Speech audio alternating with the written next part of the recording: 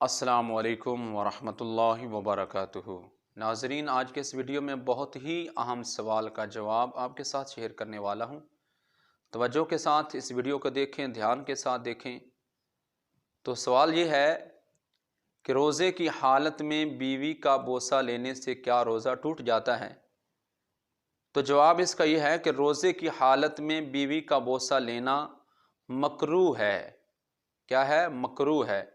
کب مکروہ ہے؟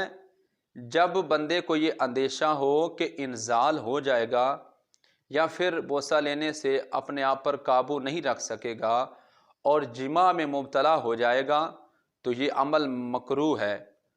البتہ بوسہ لینے سے روزہ نہیں ٹوٹتا، اور اگر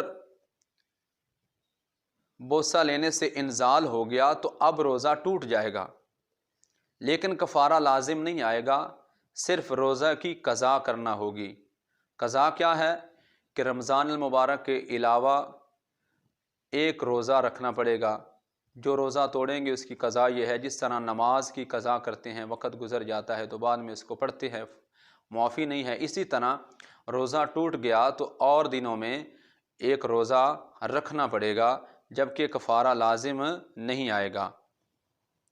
تو بہار شریعت میں یہ مسئلہ عام موجود ہے کہ روزے میں ان افعال کے بارے میں بہار شریعت میں ہے کہ عورت کا بوسہ لینا اور گلے لگانا اور بدن چھونا مکروہ ہے، جبکہ یہ اندیشہ ہو کہ انزال ہو جائے گا یا جماع میں مبتلا ہو جائے گا، اور ہونٹ اور زبان چوسنا روزہ میں مطلقاً مکروہ ہے۔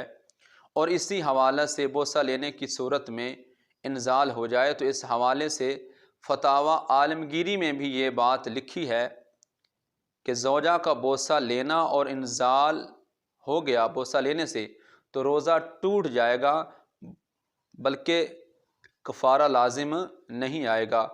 تو امید کرتا ہوں آپ کو بات کی سمجھ آ گئی ہوگی کہ بیوی کا بوسہ لینے سے اگر انزال ہو جائے یا جماع میں مبتلا ہو جائے تو روزہ ٹوٹ جاتا ہے، اور جب روزہ ٹوٹ جائے تو اس توڑنے والے پر کفارہ لازم نہیں آئے گا، البتہ وہ روزے کی قضا کرے گا۔